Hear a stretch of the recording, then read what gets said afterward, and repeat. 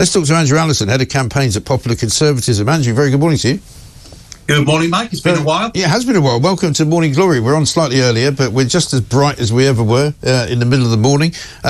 Before we start actually talking about the striking rules, which are being changed by the Labour government as we speak, let me ask you about what it's like in your part of the world, because, we've seen a few riots going on. Police treating different people different ways. We've seen the Manchester airport attack. We've seen all sorts of, police activity, some of which is a bit more robust than others. What are you seeing where you are? Well, I live in the East Riding of Yorkshire, Mike, near Beverley, so I'm not very far away from the Hull boundary. And, of course, on Saturday there were riots in Hull. Yeah. Although I have to say, when Keir Starmer talks about the far right, whatever that means, I mean, yes, there were a lot of racist criminals around, but there was a lot of opportunistic looting going on. Yeah. I saw videos of teenagers, for example, breaking into a branch of Lush. Yeah. And they completely trashed a shoe shop, an O2 shop. I think they even went into Greggs to help themselves to sausage rolls. So there's a lot of that sort of criminality going on. But since Saturday, it seems to have quietened down. And I know of at least one person, maybe two people now, who've been in front of the court and are now being held on remand. Yes. I mean, it's been a terrible start for Keir Starmer. I mean, I said before, I've been saying this all week, I said before I went on holiday, but I can't come back in a couple of weeks' time. The honeymoon will have been over for Keir Starmer, and it certainly has come down to earth with a bump. He's got a 16-point approval rating down to 3 in a couple of weeks, and they don't seem to know what to do about it. No, they don't. And for those people who are watching online, the images that are on the screen are of Hull city centres, just what I was talking about. Yeah. But no, I mean, Starmer really doesn't. I mean, this is his first major test as Prime Minister, and he's flunked it completely. He should be trying to have calm in the country. Yes, be tough on criminals. All of us want to be tough on criminals, but I'm not bothered whether they're racist or whether they're not racist. Right. If they're violent criminals, I want them off the streets and I want them behind bars. So yes, that's absolutely right, and we have to restore law and order, but we can't just ignore the underlying issues that are going on in this country which are causing tensions. And over 1 million people in the last year came into the UK illegally. And these sort of numbers, these high levels of immigration, it's simply not sustainable. Right. And anyone should realise that. And it's not racist to say that. Not at all. And let's talk about what else they're up to, because the government confirmed yesterday via Angela Rayner that they're going to do away with Conservative legislation, which was pretty much aimed at trying to prevent strikes from being too damaging. And this was by way of putting, minimum service levels, an act that was passed in 2023, onto things like the NHS, onto the train drivers, onto public sector workers, border force, anyone who wanted to go on strike, which is pretty much everyone.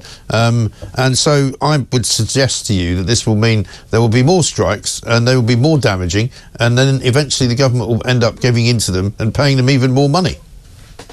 There will be more strikes. Certainly more people will be allowed to go on strike as a result of Labour repealing this legislation.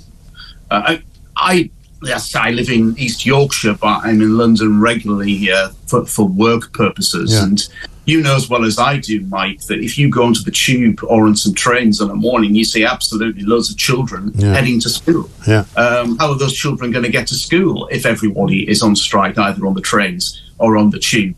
Also, those people who are travelling on trains and the tube are trying to get to hospital appointments. They're going to miss hospital appointments as a result. That is assuming that the hospital appointment is going ahead because the doctors aren't on strike. We could have the situation now where every single GP in the country can go on strike. Yeah. And that would be perfectly legal, leaving us without any form of immediate primary care. I mean, this is actually typical of Labour. It's looking after its union friends rather than looking after taxpayers and customers. Yes, exactly right. And they've already got, having promised 22% to the junior doctors at a cost of 1.1 billion, by coincidence about the same amount they're going to take away from pensioners with their winter fuel benefit.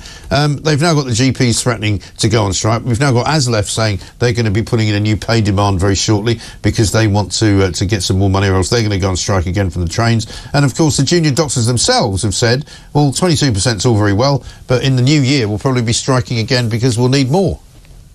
Exactly. And it didn't surprise me that the GPs voted to go on strike, because they looked at what the junior doctors got and said, well, we want a slice of that particular cake. And the nurses now must feel rather aggrieved, because they started something much less last year.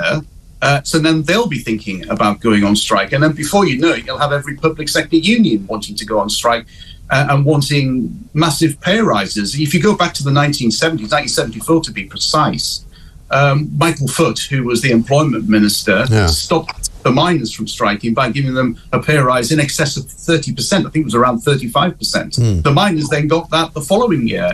And then they wonder why coal became uneconomical to mine. And they wonder why inflation was rising, which of course then led to even bigger pay demands from other trade unions. So Rachel Reeves and Keir Starmer may like to accuse Liz Truss of crashing the economy, which she really didn't. It wasn't exactly a glorious time during her premiership, but she didn't trash the economy. But I can tell you that Rachel Reeves is probably heading that way, because if she continues down this route, the economy will be trashed. Yes, and she's also chosen a rather bad time, hasn't she, to go to America to drum up investment for Britain, you know, while people watch the TV news and see that Britain appears to be under some kind of revolution that's going on in the streets. Well, yes, although I suppose in all fairness to her, this would have been in the diary for some time and she didn't realise that this was happening.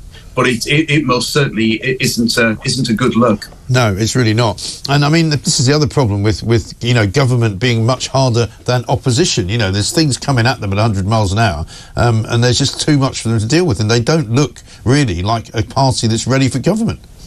Well, they're not, because the vast majority of ministers in this new government have only known opposition. They weren't around before 2010, so they're finding their feet. It was very similar to when Tony Blair was elected in his landslide in 1997. Tony Blair had never been in government. Neither had the vast majority of his ministers, so they do make some huge mistakes. Now, for the sake of the country, I hope that they can settle in and do a bad job. But from what I've seen from this first month, it's been utterly disastrous. Right. Absolutely right. Good to talk to you, Andrew. Thank you very much indeed. Andrew Allison, head of campaigns at Popular Conservative.